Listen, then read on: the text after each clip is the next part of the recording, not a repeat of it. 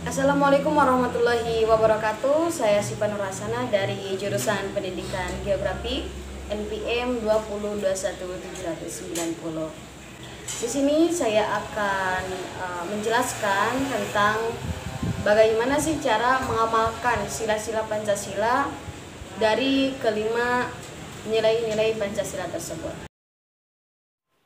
Seperti yang kita tahu bahwasanya lambang negara Indonesia itu burung Garuda yang melambangkan kekuatan. Pancasila merupakan sebuah keyakinan Presiden Indonesia pertama, yaitu Presiden Soekarno, yang dicetuskan pada tanggal 1 Juni 1945, yang sampai sekarang Pancasila masih menjadi dasar filosofis negara Indonesia. Pancasila didasarkan pada dua kata Sanskerta, yaitu panca yang berarti 5 dan sila yang berarti prinsip. Ya, yang berarti 5 prinsip yang tidak terpisahkan dan saling terkait. Dari nilai Pancasila yang pertama ini, yaitu ketuhanan yang Maha Esa. Yang pertama ada manusia Indonesia harus percaya bahwa dan takwa kepada Tuhan yang Maha Esa atas sesuai dengan dasar dan kepercayaan masing-masing. Jadi di sini kita tidak boleh memaksakan kehendak ataupun memaksa bahwa ada salah satu teman kita yang misalkan berbeda agama dengan kita. Nah, kita tidak boleh memaksa. Itu adalah hak dan pilihan seorang manusia di negara Indonesia. Karena setiap hak dan kewajiban itu berbeda-beda. Nah, yang kedua ada hormat, saling menghormati dan harus bekerja sama terhadap antar pemeluk agama. Jadi jangan saling berontak ataupun saling mengejek ya antar agama lain yang berbeda dengan agama kita. Yang selanjutnya ada saling menghormati kebiasaan dan menjalankan ibadah sesuai dengan agama dan kepercayaan. Kita tidak boleh memaksa, apalagi menjermuskan atau mengajak orang lain untuk berpindah agama kepada agama yang kita peluk. Nah, yang terakhir ada tidak memaksakan suatu agama dan kepercayaan orang lain. Yang kedua ada kemanusiaan yang adil dan beradab. Nah, pengamalan yang pertama yaitu kita harus mengakui bahwa persamaan derajat, persamaan hak dan persamaan kewajiban itu adalah hak asasi manusia, harus sesuai dengan harkat dan martabatnya sebagai makhluk Tuhan yang Maha Esa. Jadi kewajiban dan hak dan derajat itu adalah sama. Jadi kita dengan orang lain, hak dan derajat itu tidak boleh dibeda-bedakan. Nah, yang kedua ada saling mencintai sesama manusia. Kita harus saling sayang dan menyayangi antar sesama manusia. Jangan saling bertengkar dan lain sebagainya.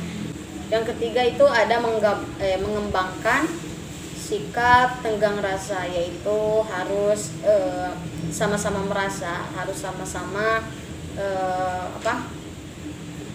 harus sama-sama kita saling menjunjung tinggi nilai persamaan. Yang keempat ada tidak semena-mena terhadap orang lain. Jadi kita itu jikalau kita mempunyai suatu hak dan kewajiban, jadi kita tidak boleh semena-mena terhadap orang lain.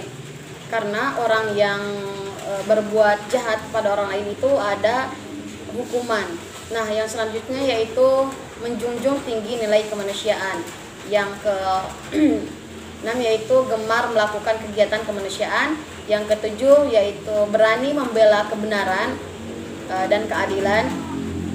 Yang selanjutnya yaitu bangsa Indonesia merasa dirinya sebagai bagian dari umat manusia, dan oleh karena itu kita harus dikembangkan sikap rasa hormat, saling menghormati terhadap sesama.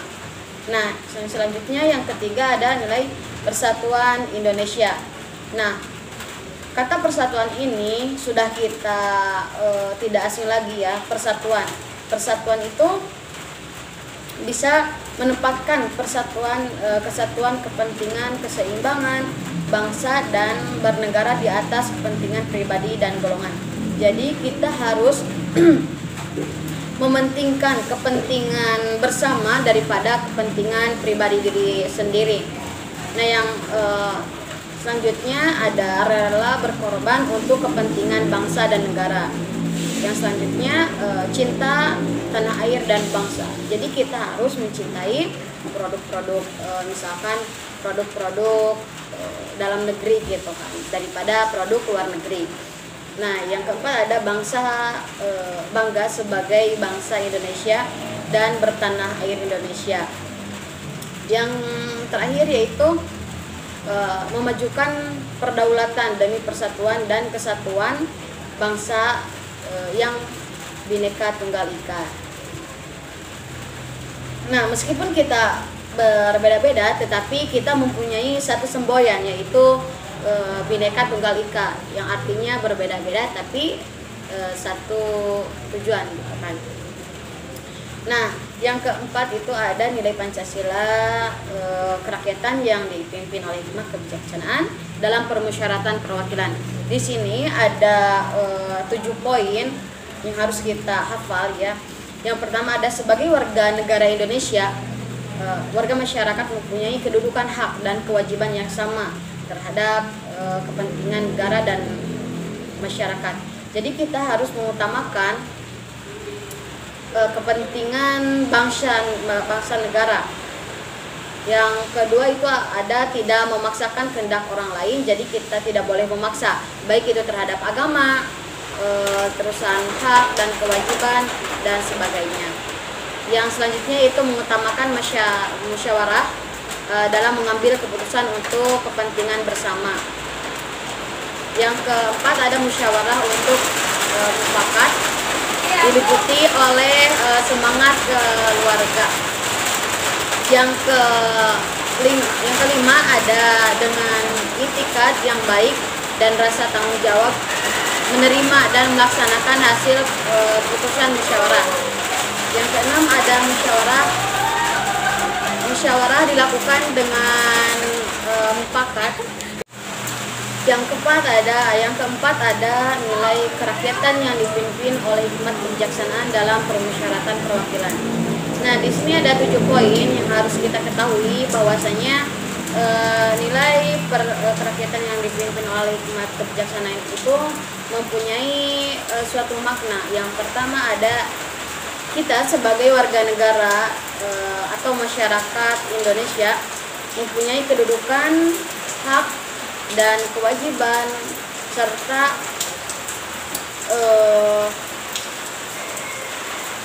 yang sama dengan mengutamakan kepentingan masyarakat dan negara. Jadi kita sebagai warga Indonesia harus bisa mementingkan kepentingan negara ataupun masyarakat dibandingkan kepentingan pribadi sendiri. Yang kedua ada tidak memaksakan kehendak kepada orang lain. Yang ketiga yaitu mengutamakan musyawarah dalam mengambil segala keputusan. Jadi kita tidak boleh mengambil keputusan dengan secara langsung, dengan tidak bermusyawarah terlebih dahulu. Yang selanjutnya yang kelima ada dengan itikad yang baik dan rasa tanggung jawab menerima dan melaksanakan hasil keputusan musyawarah. Jadi sebagaimana hasil musyawarah itu digugat ataupun ditetapkan, kita harus menerima dengan rasa keikhlasan. Sebab hasil musyawarah tersebut yaitu hasil kolaborasi antara semua orang ataupun antara semua kelompok. Jadi kita harus menerima dengan lapang dada. Yang selanjutnya yaitu ada musyawarah dilakukan dengan akal sehat dan sesuai dengan hati nurani yang luhur. Yang terakhir yaitu putusan yang diambil harus dapat dipertanggungjawabkan. Yang terakhir yaitu putusan yang diambil harus bisa dipertanggungjawabkan secara moral kepada Tuhan Yang Maha Esa dan menjunjung tinggi harkat dan martabat manusia serta nilai-nilai kebenaran dan keadilan dengan mengutamakan persatuan dan kesatuan dan kepentingan bersama. Yang selanjutnya yang kelima yaitu keadilan sosial bagi seluruh rakyat Indonesia.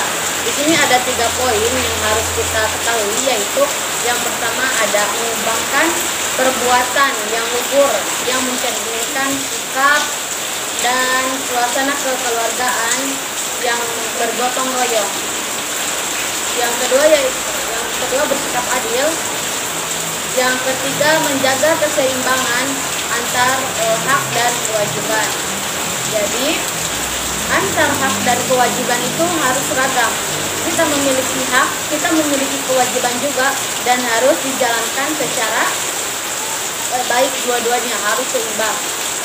Nah, mungkin sekian pengamalan nilai Pancasila yang harus kalian ketahui dan pahami juga, dan mudah-mudahan bisa diterapkan dalam kehidupan sehari-hari. Sekian dari saya, mudah-mudahan ada manfaatnya. Wassalamualaikum warahmatullahi wabarakatuh.